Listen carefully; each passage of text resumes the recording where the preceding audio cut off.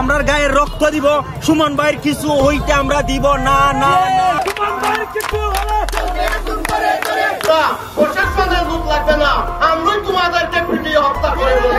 যে 2-3 দিনের ভিতরে একটা গ্রুপ ঘুরতেছে আমার মারবার লাগে। ব্যারিস্টার সুমনের হত্যা ষড়যন্ত্রকারীকে জবাই করা হবে এবং এইটা ব্যারিস্টার সুমনের বক্তরা বলতেছে। দর্শক শ্রোতা, ব্যারিস্টার সুমনকে কিন্তু হত্যা করার জন্য ষড়যন্ত্র চলতেছে এবং তাকে কিন্তু একটা ট্যাগ দেওয়া হয়েছে এবং এইটা নিয়ে কিন্তু ব্যারিস্টার সুমন অনেক কিছু বলেছে। এখন কি হয়েছে, তার বক্তরা কিন্তু রাস্তায় নেমে পড়েছে। এইটাই কিন্তু আপনাদেরকে দেখাবো মানুষ কিভাবে বলতেছে ব্যারিস্টার সুমনের হত্যাকারীকে তারা জবাই করবে। গাইজ আপনারা দেখলে অবাক হয়ে যাবেন ব্যারিস্টার সুমনের বক্তরা কতটুকু হিংস্রভাবে রয়েছে। গাইজ আগে আপনারা এই কথাগুলো শুনবেন মানুষ রাস্তার মধ্যে দাঁড়িয়ে কি বলতেছে এবং তারপরে কিন্তু ব্যারিস্টার সুমন কি বলে এইটাও আপনাদেরকে দেখাবো। ব্যারিস্টার সুমন কিন্তু সবার সামনে এসে সবকিছু পাস করে দিবেন শেষের দিকে। এই জায়গায় দেখেন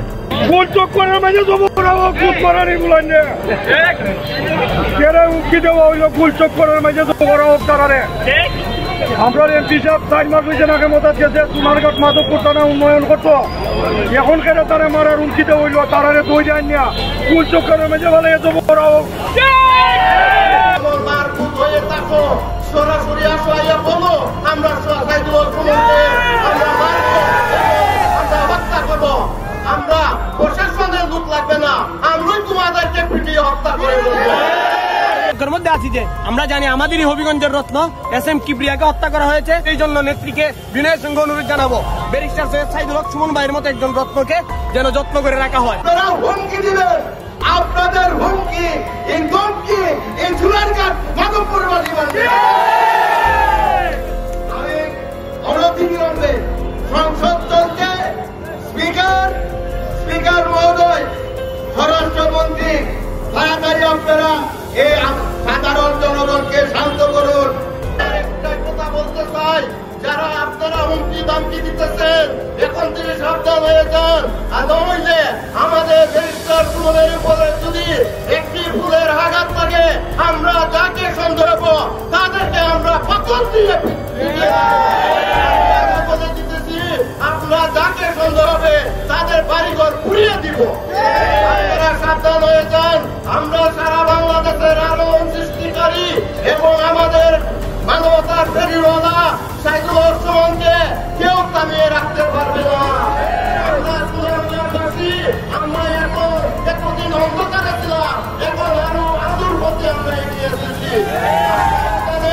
আমাদের সাইদুল হক সুমন এমপি যখন হয়ে সংসদে গেছেন তখন থেকে আমাদের সোনারঘাট মাধবপুর জনগণ আমাদের উন্নয়নের গণজোয়ার করছে।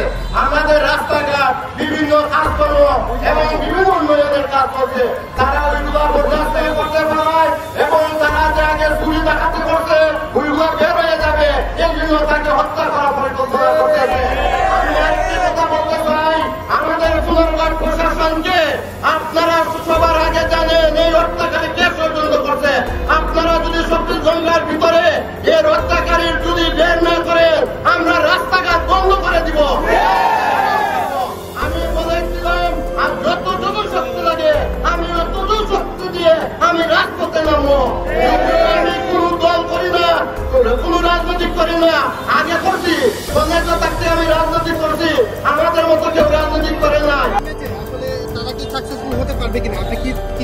আমরা বিশ্বাস করি কোনোভাবে এই সময়ে জননেত্রী শেখ হাসিনা ডিজিটাল বাংলাদেশে এসে এই যখন SMKB হত্যা করা হয়েছিল তখন এতগুলো মিডিয়া ছিল না, তখন এই ডিজিটাল বাংলাদেশের ছোঁয়া ছিল না। জননেত্রী শেখ হাসিনা এই বাংলাকে ডিজিটাল বাংলা বানিয়েছে। সেই জায়গা থেকে আমরা বিশ্বাস করি কোনোভাবে তারা সফল হতে পারবে না। কেন হতে পারে বলে দেখুন, ব্যারিস্টার সৈয়দ সাইদুল হক সুমন ভাই উনি MP হবার আগ থেকে উনি বিভিন্ন অন্যায় অবিচারের বিরুদ্ধে প্রতিবাদ করে আসছেন, অসঙ্গতি নিয়ে কথা বলেছেন।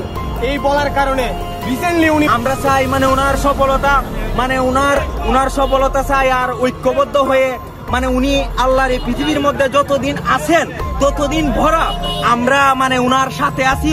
পারলে আমরা গায়ের রক্ত দিব, সুমন ভাইয়ের কিছু হইতে আমরা দিব না। না যে জিনিসটা ওরা জানাইলো আমাদেরকে, ওই অজ্ঞাতনামা ব্যক্তি সে নিজেকে আইডেন্টিফাই করতে চায় না, সে তার অ্যাড্রেস বলতে চায় না সে বলে যে আমি নিজেও ওই কিলার গ্রুপের মেম্বার ছিলাম, যখন আপনার নামটা আসছে আপনাকে হত্যা করতে হবে, তখন আমি বলছি যে না, আমি এটা পারবো না। কারণ উনি ওই লোকটা সিলেটি, সে আমার কাজকর্ম সম্পর্কে জানে, এই জন্য সে কোনোভাবে রাজি হয় নাই। তখন সে বলছে যে আমার বিষয়টা হচ্ছে গিয়ে, তার বক্তব্য অনুযায়ী আমার বিষয়টা হচ্ছে গিয়ে, আমি আপনাকে একটা ওয়ার্নিং দিচ্ছি, আপনি এই 2-3 দিন আপাতত ঘরের বাইরেই যাবেন না। তো এটা শোনার পর আমি নর্মালি এর আগে অনেকবার আমি মৌখিকভাবে বা আমার পিএসের মাধ্যমে বিভিন্নভাবে আমি থ্রেট পাইছি, এগুলো আমি আমলে নেই না, কারণ এগুলা সামনে বললে একটা প্যানিক তৈরি হইতে পারে, এই জন্য আমি কখনোই সামনে নিয়ে আসি নাই। এইবার যখন আমার এলাকার ওসি সাহেবের মাধ্যমে আসছে, তখন আমার কাছে মনে হয়েছে যে মানুষ যখন কখনো কোনো ওসিরে নর্মালি তো কেউ ফোনই দেয় না, তার উপর যখন সে এইরকম একটা মেসেজ দিয়েছে, তখন আমার মনে হয়েছে, আমার এখন মনে হয়েছে যে সিরিয়াসলি একটা পটেনশিয়াল থ্রেট, আমার এটা অবশ্যই আমলে নিতে হবে। তো এই জন্য আমি ওই দিন পরের দিন সকালেই আমি ঢাকা চলে আসি, সংসদ ভবনে চলে আসি। এসে আমি এর ভিতরে আমি পুলিশের ঊর্ধ্বতন কর্মকর্তা যারা আছেন তাদের সাথেও আমি কথা বলি। তো এরপরে আমি জিডিটা আমি গতকালকে করছি।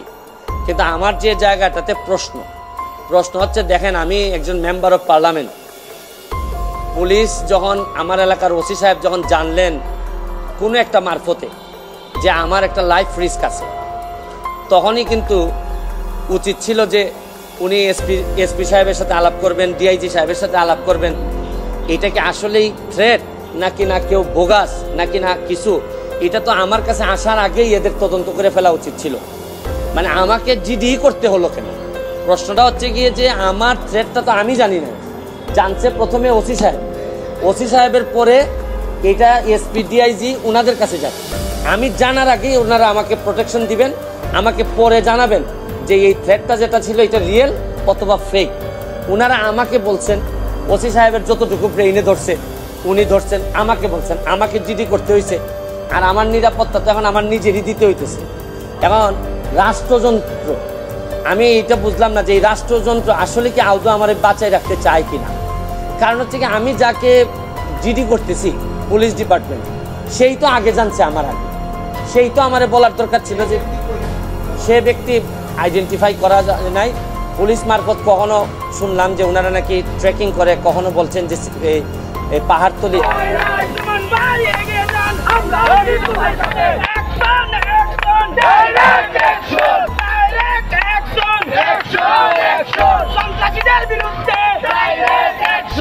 গাইস, আপনারা তো দেখলেন যে মানুষ কতটুকু হিংস্র হয়ে রয়েছে ব্যারিস্টার সুমনের ভক্তরা এবং ব্যারিস্টার সুমনের যারা ভালোবাসে ব্যারিস্টার সুমনকে, তারা কিন্তু রাস্তায় নেমে পড়েছে ইতিমধ্যে, এবং সারা বাংলাদেশের মধ্যেই কিন্তু তুলপাড় কাণ্ড হচ্ছে ব্যারিস্টার সুমনের হত্যা ষড়যন্ত্র নিয়ে। গাইস, ব্যারিস্টার সুমনও কিন্তু এই ভিডিওতে অনেক কিছু বলেছে। ব্যারিস্টার সুমন বলেছে তাকে কিভাবে হুমকি দেওয়া হয়েছে, সে পুলিশের মাধ্যমে এই খবরটা পেয়েছে, সবকিছুই কিন্তু ব্যারিস্টার সুমন এই ভিডিওর মাধ্যমে ক্লিয়ার করে স্পষ্ট করেন। দর্শক শ্রোতা, এই বিষয়ে তো আপনারা স্পষ্ট ক্লিয়ার হতেই পেরেছেন। তাও যদি না হতে পারেন তাহলে আমার চ্যানেলটি ঘুরে আসবেন, মানুষের বক্তব্য এবং ব্যারিস্টার সুমন ভাই আরও কি বলে এই বিষয়ে সবকিছু ভিডিওই কিন্তু আমার চ্যানেলে রয়েছে। তাই চ্যানেলটি ঘুরে আসবেন এবং আপনাদের কাছে আমার একটা রিকোয়েস্ট থাকবে, আমার চ্যানেলটি সাবস্ক্রাইব করবেন। ধন্যবাদ।